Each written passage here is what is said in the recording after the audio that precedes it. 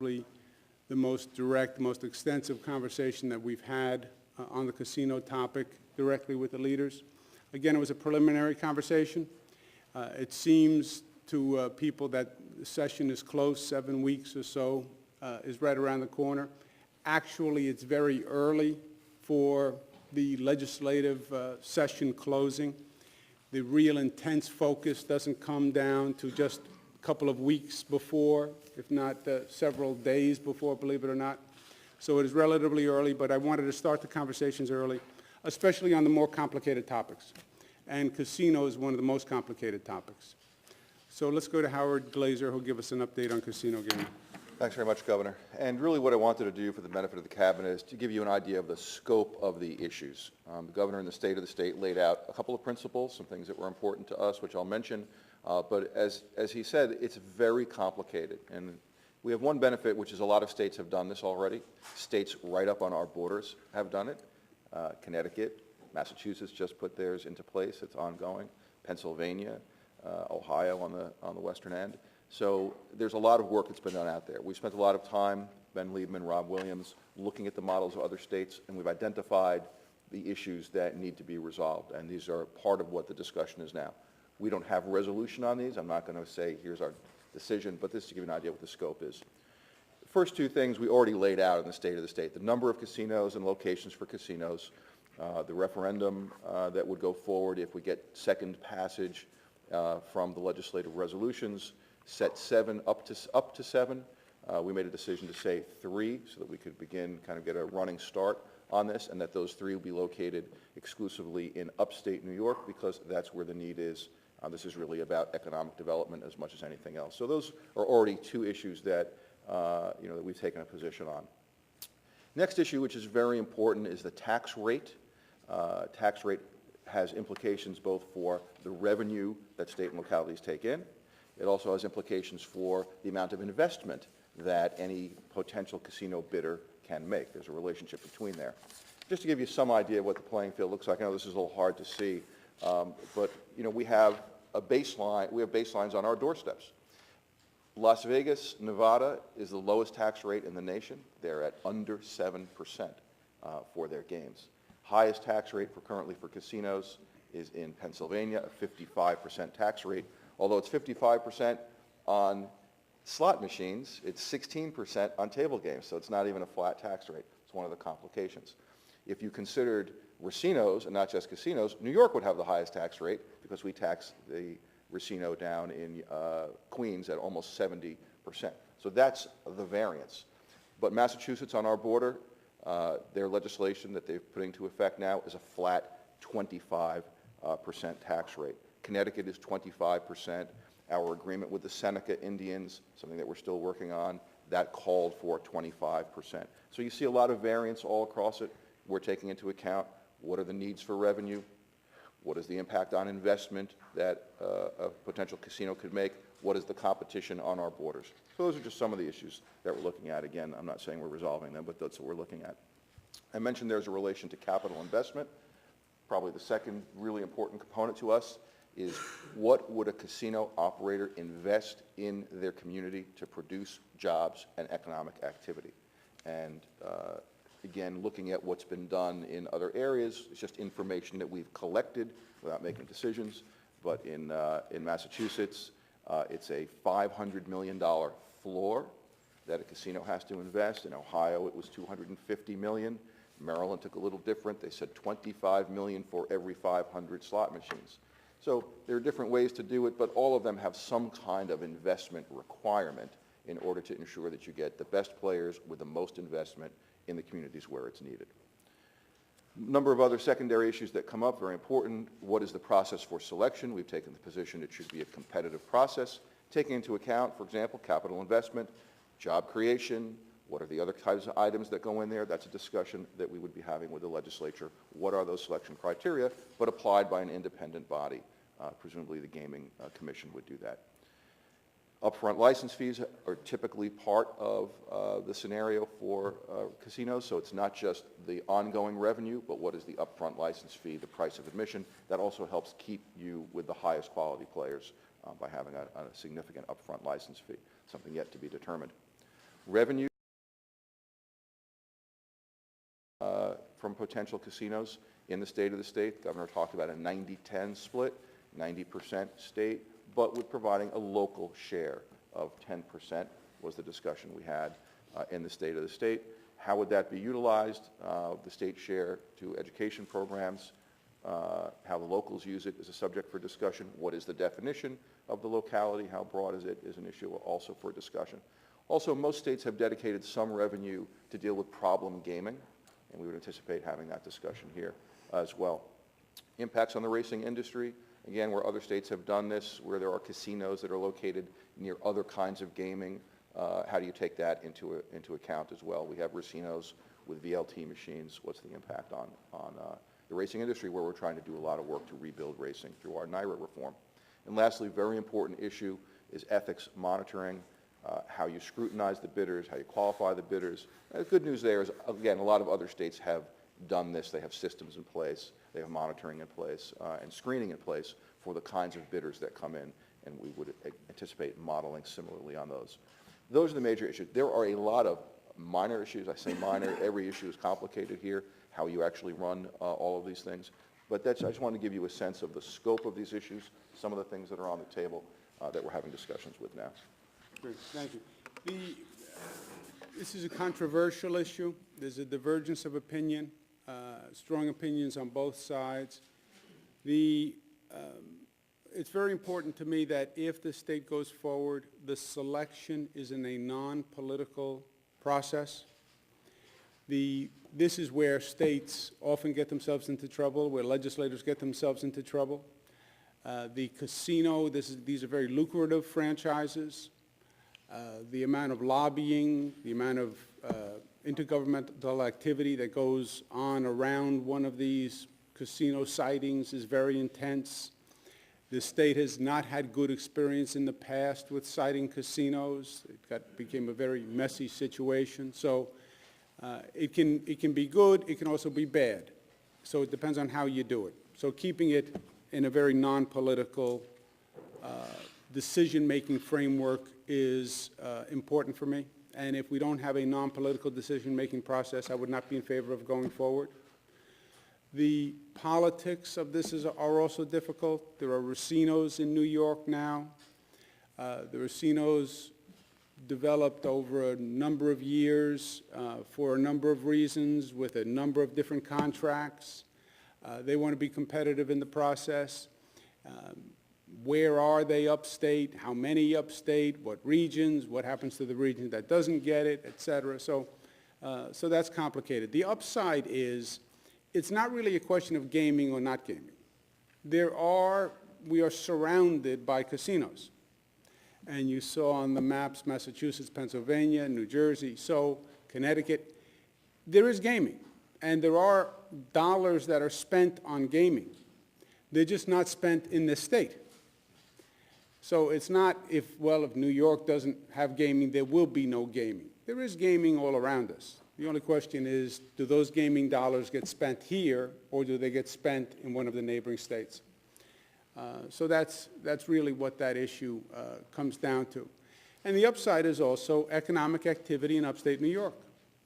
And as we've discussed many, many times, probably the single greatest challenge this state faces right now is economic development in upstate New York. Not economic development in downstate New York, it's economic development in upstate New York. This is not a new problem. We were chatting with someone the other day about the Buffalo economy. The Buffalo economy has been down. We're now on like 2 generations of economic decline. So this is not new, but it's present today, and a potential big regional economic generator would be a casino resort destination. Remember, we're not talking about casinos. We're talking about casinos as part of a resort destination. Large project, big jobs, big attraction, and you could energize a region with the right development. It won't be economic development all across upstate New York, but where you site these facilities, you would have significant regional growth.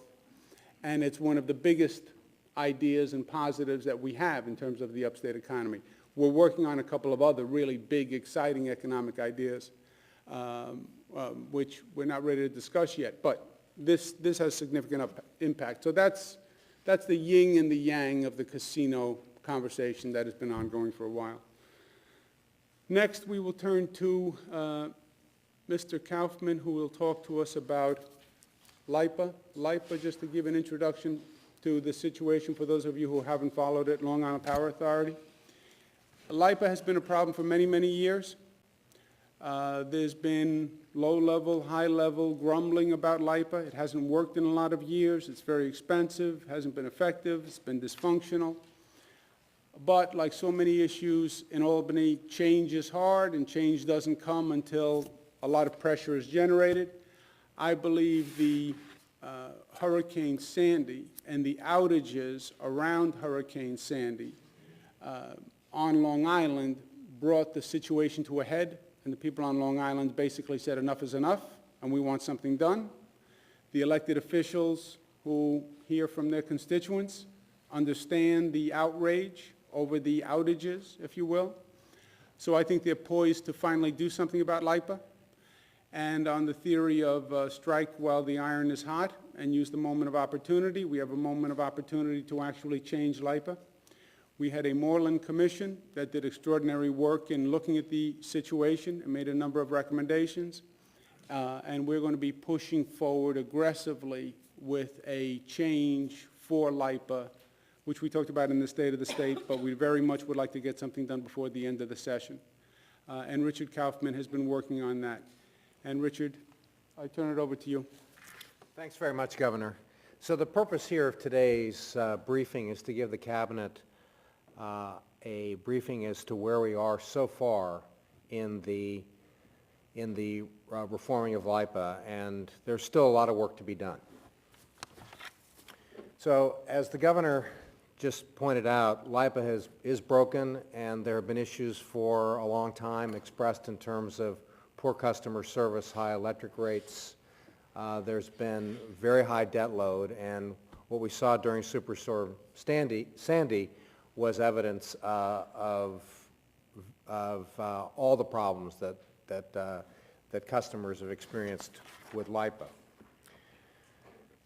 The Governor appointed a Moreland Commission. The final work of the commission is still to be done, but there have been preliminary recommendations that have been released, and we've started to act on those.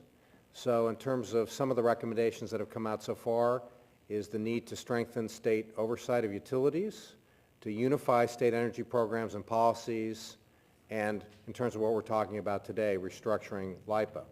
So with respect to progress so far, in terms of strengthening PSC oversight in the budget, we now have the ability for the PSC to administratively recover civil penalties for violating the law and for PSC orders. That's new. And also the PSC now requires more robust emergency preparedness plans. With respect to unifying the state energy programs, the state has many different parts of the government that touch energy.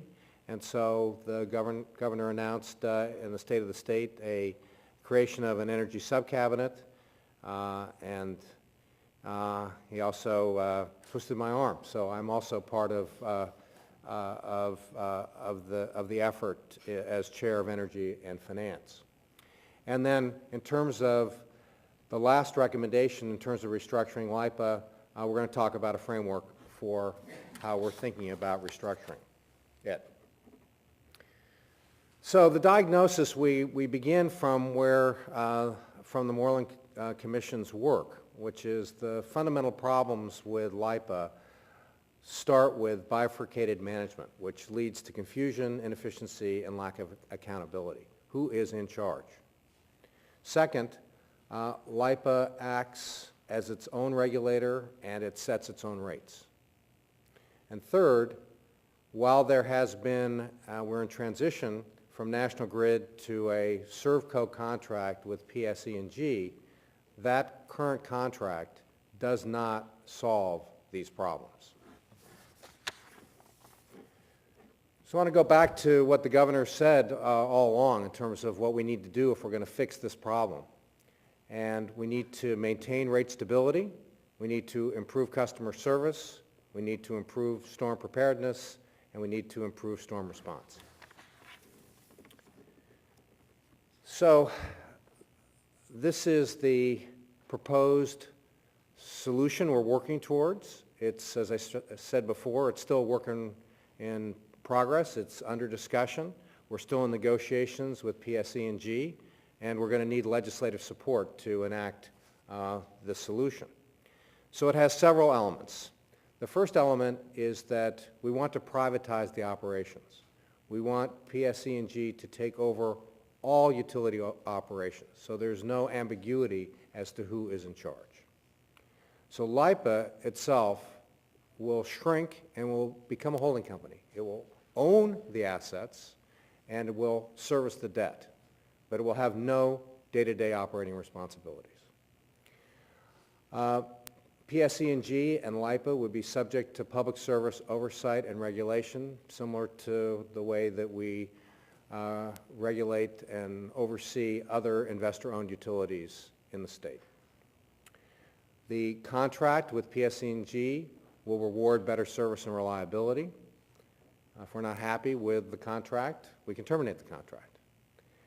And the last element is that we want to securitize debt, and that's a fancy word, but really what that is a vehicle which has been used in many other cases in the utility industry. It's a structure which will lower the cost of debt for LIPA and sets up a framework for the pay down of debt.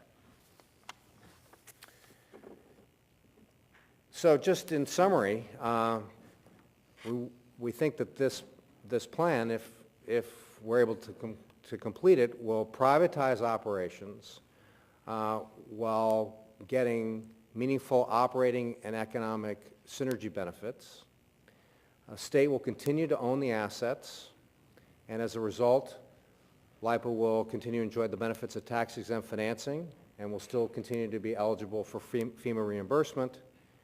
And we have public service oversight, as I said, like other investor-owned utilities in the state. Governor. Great.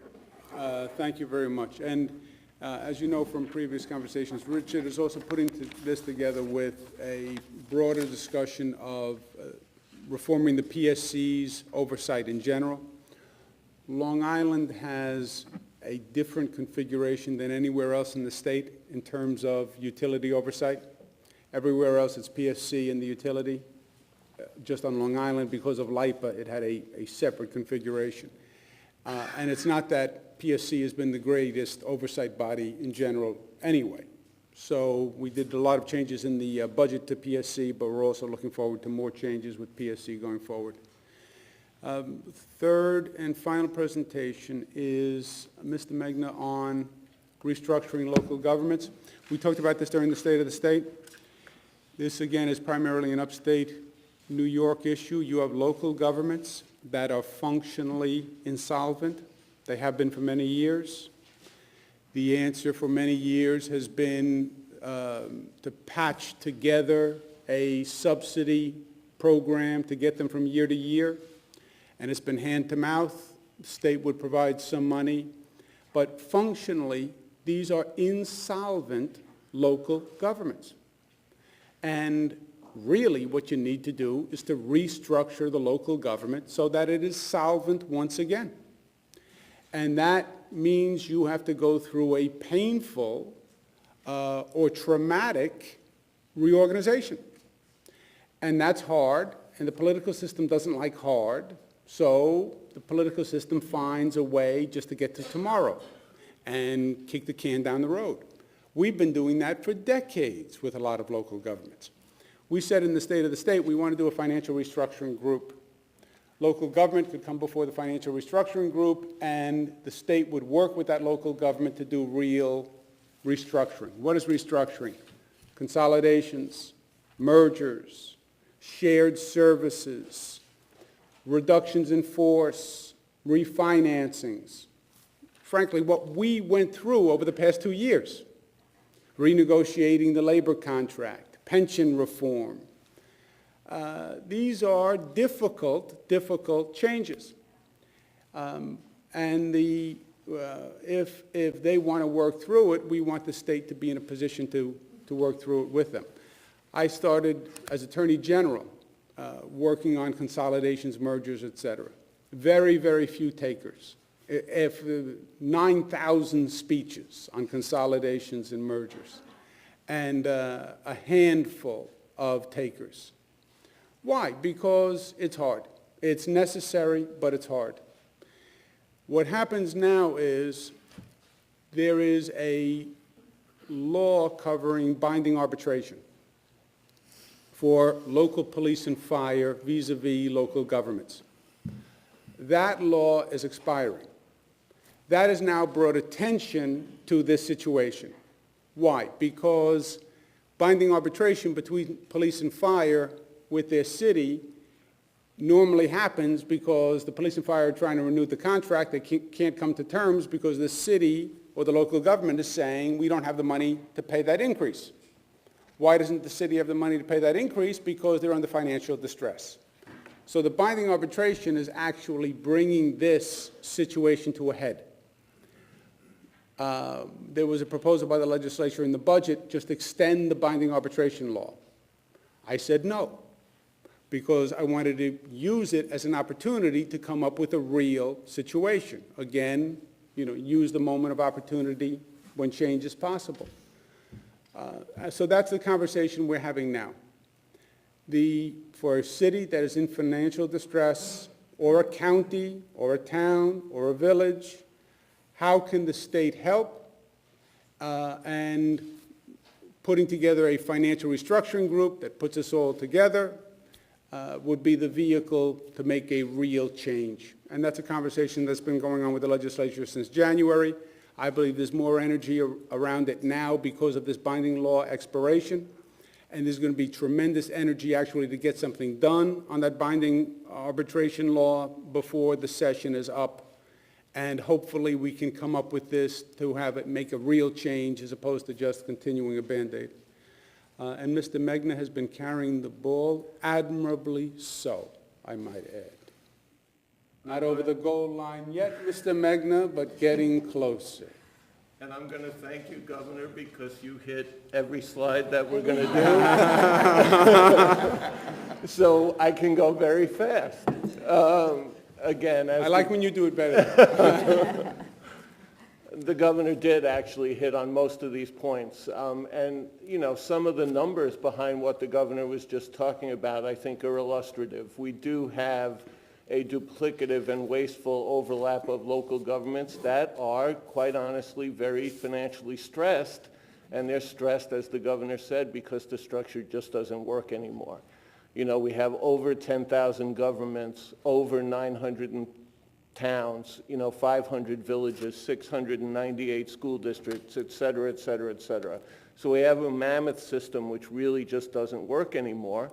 And local governments and their functioning have not changed in the face of, over the past several decades, dramatic changes in both the economics and demographics of the state, especially in upstate New York.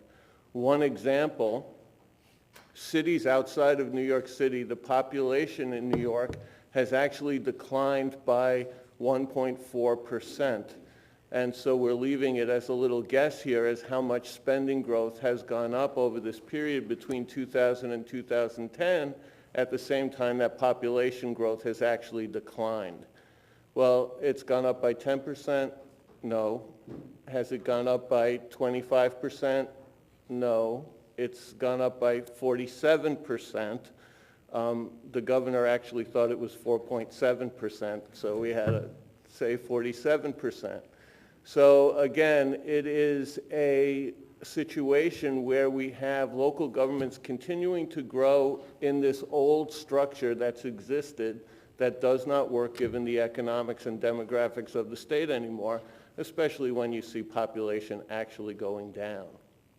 So what do we need to do? What have we done in the past? Well, as the governor said, in the past what we've done is kind of throw money at the problem without much structure behind it.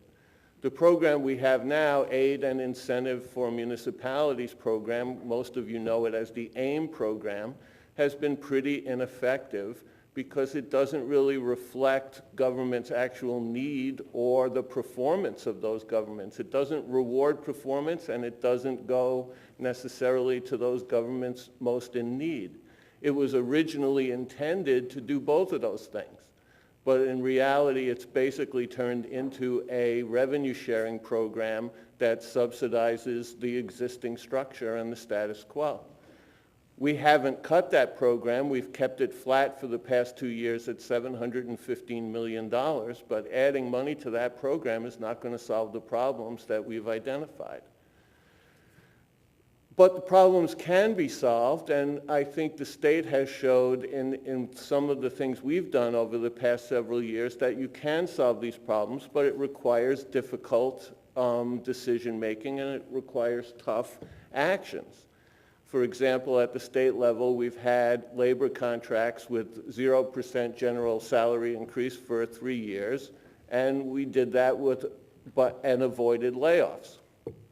Enterprise shared services, again, the governor talked about this, and Commissioner DeStito is here. She's at the heart of this effort, where we will save $1 billion over 5 years from back office consolidation, procurement reform, technology improvements, creating a new ITS system where we get better value out of our technology investments, and real estate restacking, all of which we've talked to the cabinet about. Spending restraint. For 3 consecutive budgets, we've grown at less than 2%. It may not be the most sexy thing in the world, but keeping growth under the 2% mark has helped us solve our gap problems and helped us with our other financial issues. Healthcare, where you had a very difficult issue, we were growing at double-digit rates over a significant amount of period of time.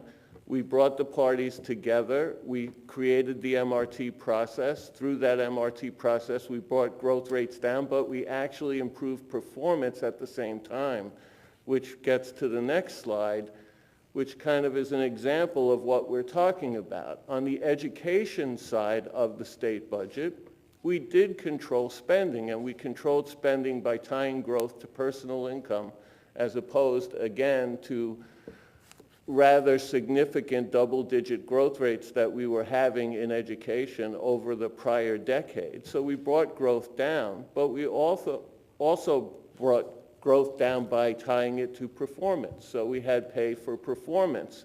And our experience with teacher evaluation tells us how successful that can be. Prior to linking state aid increases to teacher evaluation, there was no compliance with teacher evaluation.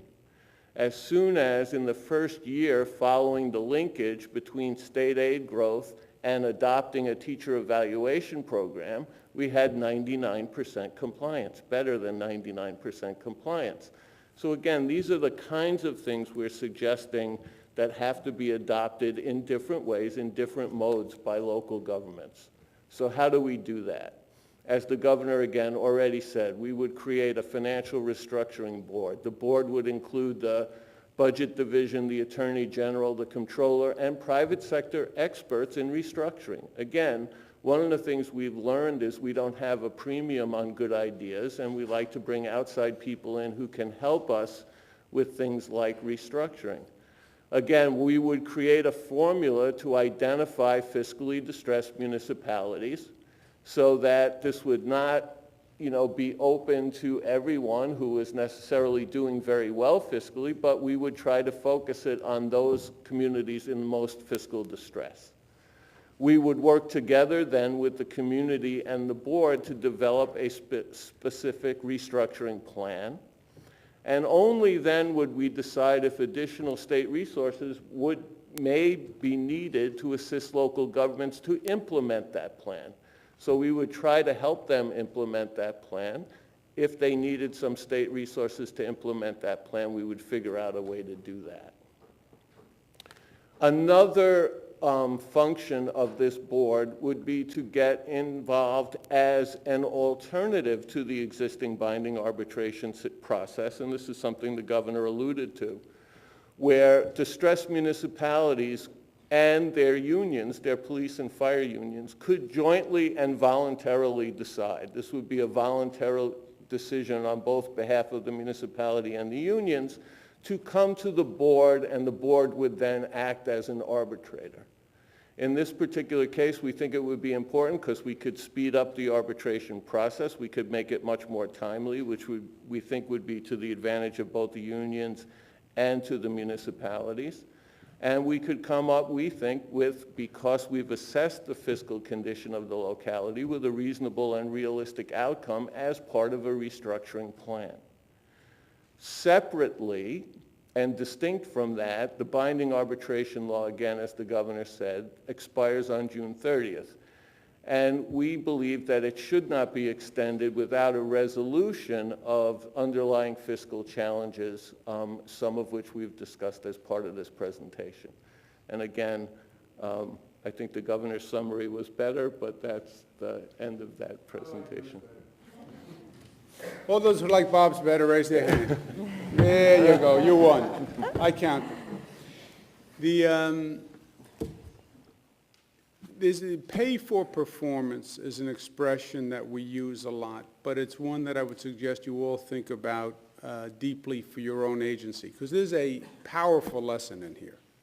This teacher evaluation system, if there's a more bureaucratic system in the state than the education system in terms of the expanse of it and the depth of it, I don't know. And they were talking about teacher evaluation systems forever. And that was the new innovation, and we were going to do a teacher evaluation system and talk. It never happened. We tried to incentivize it, we advocated, we promoted, never happened. Why? Because it was hard. We then said, you don't get the funding if you don't do the evaluation. Little blunt, little stark, and it was criticized as being blunt and stark. You know what? It worked. 99% of the school districts all of a sudden came in with the evaluation system. Literally 99%. After years of accomplishing absolutely nothing. When you link the dollar to the performance, you get results. If you're going to give the person the check anyway, don't be surprised when they don't do a difficult thing in exchange for the check. And government, you know, we're not the private sector, so that government philosophy of entitlement, formula funding, you get the money, it doesn't matter if you provide any results, that's what happened. The evaluation lesson is a profound, profound lesson. What Bob is talking about for the financial restructuring group, cities, counties, towns, villages, we want help, we want help, we want help. Good. Let's do a real restructuring plan, and if you have a real restructuring plan, maybe the state's in a position to help you. But there has to be performance for the funding. The AIM money, that is now basically revenue sharing, was supposed to be tied to performance, was supposed to be tied to changes by the city. Somewhere along the way, it just became a check. But that's what the financial restructuring group is all about. If you take those three issues that we discussed today, you start to see what the rest of the legislative session is going to look like. Larry and Bob are working on some very big economic development ideas because, again, economic development, upstate New York primarily, is probably the greatest challenge we face. So we're working on some big economic development ideas. I don't know that they'll come to fruition or not, but that's probably the last substantive piece you have. You have the women's equality agenda, where the women's groups have been working very hard all across the state, building support. That will be coming for a vote, and that will be coming to a head. And there's a lot of energy around that. We have a Clean Up Albany agenda that we added after There were a number of cases that were announced, charges by the U.S. Attorney against state legislators. So there was a moment for a reform agenda. We put forth a robust reform agenda, some additional criminal laws. There'll be a public finance piece, campaign finance piece, some ethics pieces. We call that the Clean Up Albany agenda. That will be coming to a head between now and the end of session. But those are the broad outlines of what we're looking at. These three issues, maybe we come up with a big economic development piece, women's equality, Clean Up Albany agenda. That's basically what we're looking at. Again, it's still early, so it's hard to tell you exactly where and what and when this time, but those are the broad outlines. With that, let's open it for questions. Governor, there is suggested that if casinos work out, the state is due for obviously a decent financial windfall. Some have said that perhaps some of that money could be used to finance elections if there is ideological opposition among Republicans. Would you be open to that idea? Yeah, Zach, yes, I'd be open to, well, casino money. Forget the source of where the revenue comes from. Call it an income tax, call it a sales tax, call it casino money, call it whatever you want. You could call it Racino money. We now get money from racinos, right? It's a source of public funds. The opposition to public finance is we won't use public funds, right? That's the Republican Senate position. Just coming up with identifying another source of public funds is not going to answer that argument, because their answer is I'm against public funds. Whether it's from a casino or from a racino really doesn't make a difference. We even were talking about penalty payments made from the tax department, so you could argue it was found money because it was a penalty, a tax penalty. But their position is that money would normally go to the general fund. Therefore, that money is public money. And the opposition to public finance is we're not using public money to run campaigns. You mentioned that the women's equality agenda is going to come up for a vote. You're probably aware Senator Skelos has been giving a number of interviews this week saying at least the abortion part is not coming up for a vote in his House. So how do you resolve that? Well, that's called the difference of opinion, Karen. The topic will come to a head. The women are working very hard. The women's groups are working very hard. And it's going to be a topic that has to be addressed. I believe it should come up for a vote. I believe it's an important, first I believe we should get it done, and I also believe people have a right to know where the elected officials stand on those important issues. So I'm going to be working very hard to bring it again to the forefront and to get a vote and to get it passed. I understand Senator Skelos is opposed to it. He has been, not just this year, he's been opposed to the choice vote for many, many, many, many years. I understand that. If that issue doesn't get resolved this year, either if it doesn't come for a vote or if the vote fails, would you work to elect more pro-choice lawmakers to the state Senate? Nick, are you suggesting that I should admit defeat at this point and go to Plan B? Not at all. All Not at right. all. But I'm on Plan A. in the unlikely event that you are defeated. Yeah, I'm on Plan A, Nick. I'm just all about Plan A. Plan A is passage. What about the bill language that they're working on? Is that coming? They are working on language. It's not a question of language. It's a question of language that can garner enough votes to pass, right? It's not language for the sake of language. When we say language, it's a bill that can pass. Let's forget the language. It's a bill that can pass.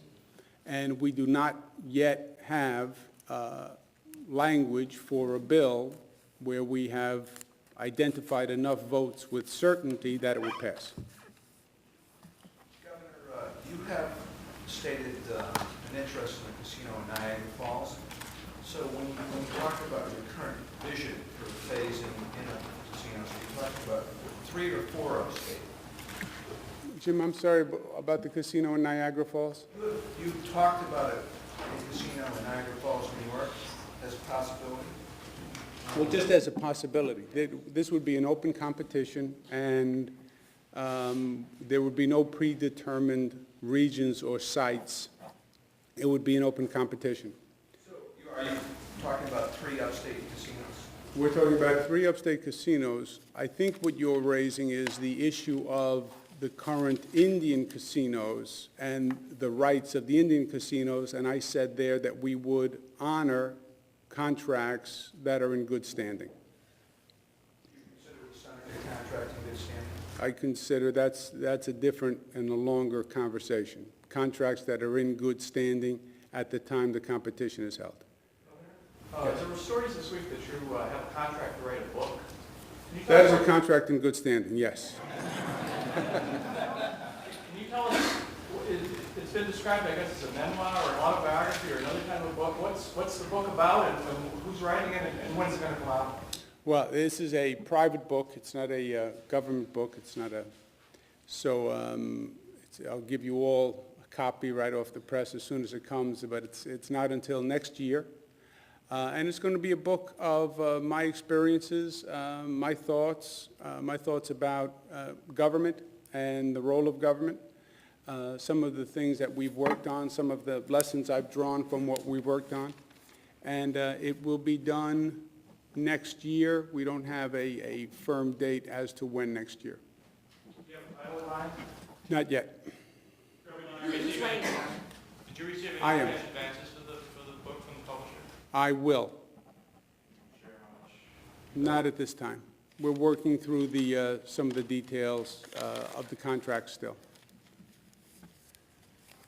The Assembly passed agenda once again yesterday, as you know, it's passed a number of times. Do you see that as something that, I know you said previously you support, but something that could get done this year conceivably?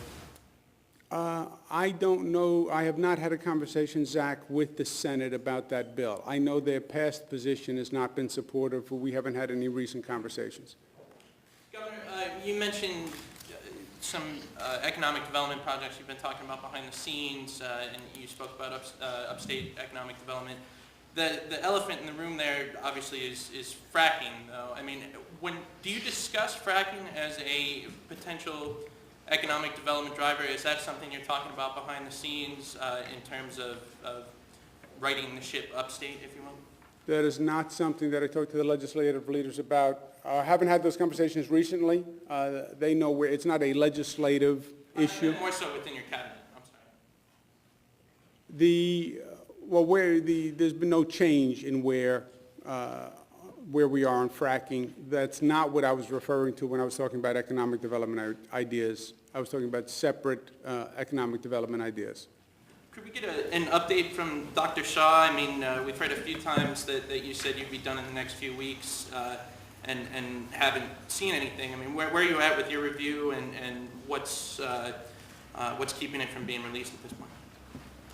So science is, it's kind of like aiming at a moving target. We want to make sure that I give Commissioner Martens the best review possible. Since the last time I spoke, I've been to Washington, D.C., met with EPA officials on their study. I've been to Pennsylvania, met with the Marcellus Research Institute officials about their plan study. And my plan is to continue to work on this until I am comfortable that we have a good review for Commissioner Martens. Do you have any sort of timetable when you may be done? No timetable. What has changed from the last time in the next few weeks? Well, since that time, I've had a chance to meet with the folks at the EPA and the folks in Pennsylvania about their planned scope of work, their timetable, and what they're doing, and that's helping inform my work with the outside experts as well. Governor, the Daily News just about a half hour ago printed the Dean Skelos says that the Board law is completely off the table. Well, you just confirmed the Karen DeWitt question, I guess. Yeah, Senator Skelos' position is that he does not want to take up the vote on choice. Governor, on the arbitration, if you have a distressed city, a special panel, would would they then have to agree to this bargaining in order to get AIM funding? Would AIM funding then be removed if they don't agree to? No, no. We're not saying, Rick, that past funding, look, what we did on education was we said future increases, right? But no, we're not saying that AIM funding would be contingent on this panel. And remember, the panel has two hats, if you will. It's a restructuring group for local governments. We use the word cities, counties, towns, villages, et cetera. It would be voluntary. The panel may or may not provide additional state resources as part of implementing a restructuring plan. That's one role. Second role is the panel could also be the binding arbitrator for a police and fire contract if the police and fire wanted, agreed to that panel as a binding arbitrator. And the panel could actually do both simultaneously. It could be a restructuring panel and a binding arbitrator. For a second. I think a couple of weeks ago, Tom Libis said that one complication could be for voter approval is that because you've got so many voters coming out for the New York City mayoral election and no New York City casino in the potential enabling legislation, that could make it difficult for that amendment to be approved. Do you agree with that analysis at all? That is a major issue that has come up that I think everybody agrees is a major issue. The issue, just so we're clear, is the casinos we're talking about would be cited in upstate New York. We need a referendum to pass to allow the state to do that. If we pass it for this year, and the referendum is this year in November, the main election in the state in November is the New York City mayoral election. So you would have the somewhat unusual circumstance of an election to cite casinos in upstate New York where the largest turnout is New York City, and New York City has no vested interest because there would be no casinos in New York City. That has been raised as a problem, and I think it's a significant problem. Yeah, you could argue that New York City, since the funding would go to fund education statewide, New York City does have an interest, but they would not have casinos located in New York City. And how does that affect voters and voter participation, et cetera? So that's one of the issues that we're talking through, and it's a legitimate issue. Would you consider pushing the referendum to next year when there's another election of some sort? That would be an option. That would be another option that I would be open to. So there are big questions. How do you envision local control for citing casinos? What sort of input would local voters have? And I know you've been asked this before, but would they have a vote on whether a casino would be cited within their region, within their geographic area? We're not talking about referendums, local referendums, but local approvals. And you could do either local approvals as a bonus in the competition. In other words, you'd get additional points on an application if you had local approval, or you could have it as a mandate. You would not consider an application unless it had approval of the local governing body. But if it's a city, the city council is normally the approval for the city. If it's a county, county board is normally the approval. Governor, in this area, Lake George and Saratoga Springs are competing against each other for a casino, and Saratoga and Warren County obviously as well. How would you see that type of competition being resolved? Somebody wins. Somebody has a better plan. Governor? Yep. The New York Conference of Mayors has said that their efforts to consolidate services, the school districts have said this too, consolidate services in districts have been shot down by locals, in local votes. Would you be willing to go out there to these communities where they're considering mergers and shared services and consolidations to help push that? Yes, look, I've been doing that for years, right? We passed a bill when I was Attorney General to facilitate the consolidation process. It would have to be a consolidation that I think makes sense, but if it's a consolidation that I think makes sense, I would push for it. You had mentioned a while back, or had announced plans for a task force to look at tolls on the Tappan Zee Bridge, but we haven't seen any sort of announcement of who may sit on that. Do you have any news on when that may come? And Do you believe cash tolls could be kept under $14? I don't, does anyone know the update on where the task force is on? We're assembling the members of the task force. Do you have It should be any idea when now- that date will come up? It'll be announced shortly. And is there any idea of whether cash tolls can be kept under $14? I know that was a figure that was thrown out, and you would express some concern about that. Well, that's going to be the work of this task force, John. And I think, you have some big questions that are still out there. How much federal money are we going to get? What does the bridge actually cost at the end of the day? But that's going to be the mission of the task force. I actually ended the official part of the program a tad early, and we left out one presentation, so that was my bad. The Saturday is, as everybody knows, I Love My Park Day. And Rose Harvey, if she's still so inclined, is going to give us a brief presentation on I Love My Park Day. Great. And first of all, just thank you, Governor, and everybody actually in this room for all the support to all of the parks and historic sites for the last 2.5 years, and for Sandy support, for the capital support, where they'd never been in the capital budget before, for historic preservation support, and for your emphasis on volunteerism. And just to quickly put the park system in context, it is a history of firsts, notable distinctions. Niagara Falls is America's first state park.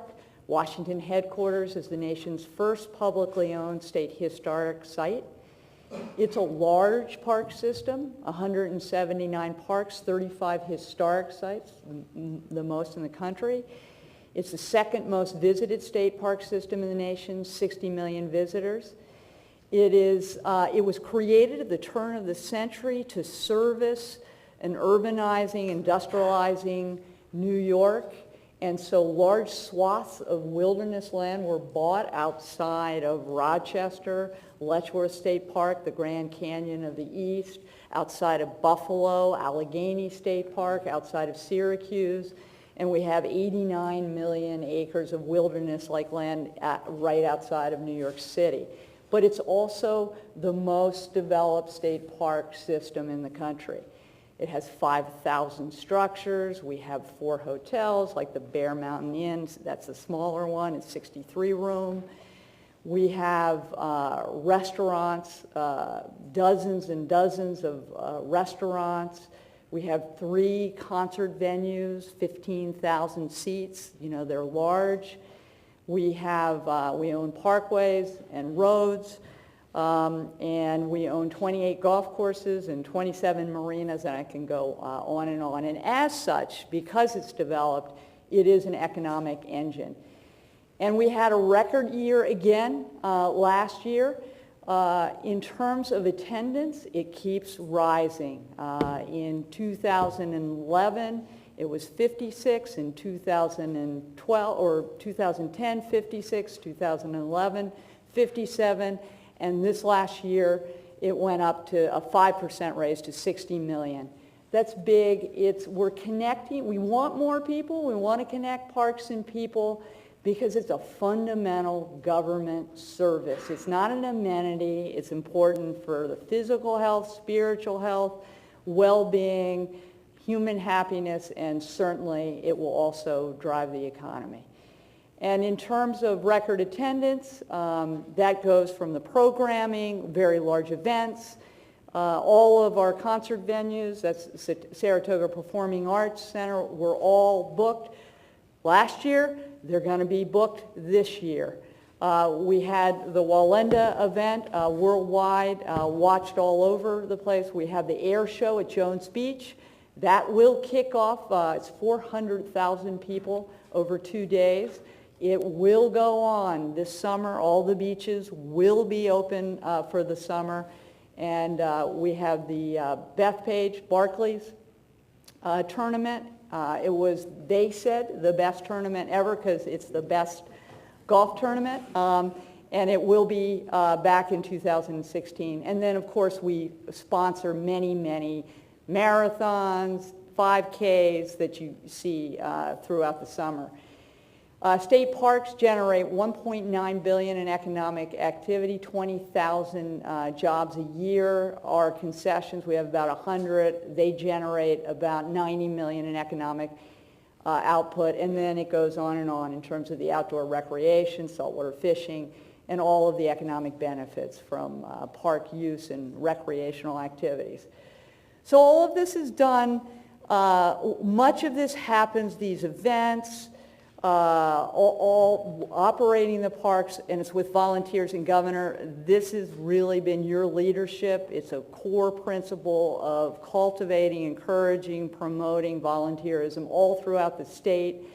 And we really, really appreciate it, because it should start right in the parks and be part of their fabric and their culture.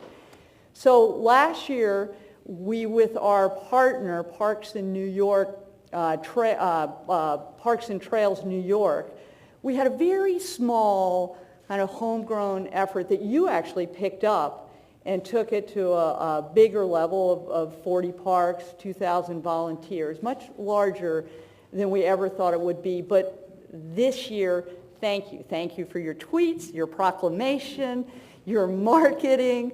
Thank you for going last year, and hopefully you'll be there this year, and it's doubling. We have 77 participants. We will get, we believe, at least 4,000 volunteers. We have, we're partnering with the Commission on National and Community Service, and we have major new media and corporate sponsors. So the media, beware. We're going to ask you too to sign up. This is called public humiliation for the cabinet members. We have a list of all the cabinet members that have signed up, but I do want to say it's not public humiliation. All those that aren't on there, I know they're going to be signing up, because they've already talked to me about what is the perfect part or historic site. I'll be at Beth He's going to be I'll be out there for 8 hours. Right. 6 holes. Okay. And you'll be cleaning up your divots. Yeah, right. Anything you want. So if you want to sign up, here's where you sign up: New York State Parks or Parks and Trail New York. And I really actually thank everyone, all of you, for all of your support. And I look at ESD and I look at DOT that makes our parks accessible, and Empire State Development that has been tireless in promoting them and helping with the concessions, and all of you in the state police that service it all. So sign up, and it will be a great day, and it will just start volunteerism for the year. Well said, well said. Sign me up. I didn't mean any disrespect in forgetting you in the first presentation. Matter of penance, sign me up for 3 parks. I will do 3 parks on Saturday. You pick the 3, and I will be there. But it is great. I did it last year. There's a lot of energy, really nice people. I mean, these are people, you talk about spirit of community and volunteerism and people just coming out to help clean up, and the sponsorship was great, so it was a fun day. And if the weather is nice, it's really special. So I will be with you. May 8th is the Tourism Summit. I would encourage as many of you who can come to come. These summits work very well. It's a simple idea. You get everybody in the room, you get everybody talking, you forge relationships, you generate a little energy, and you put people together. But it's the Tourism Summit. Tourism is big business, especially upstate again, and I encourage you all to be there. Otherwise, thank you all very much. Thank you.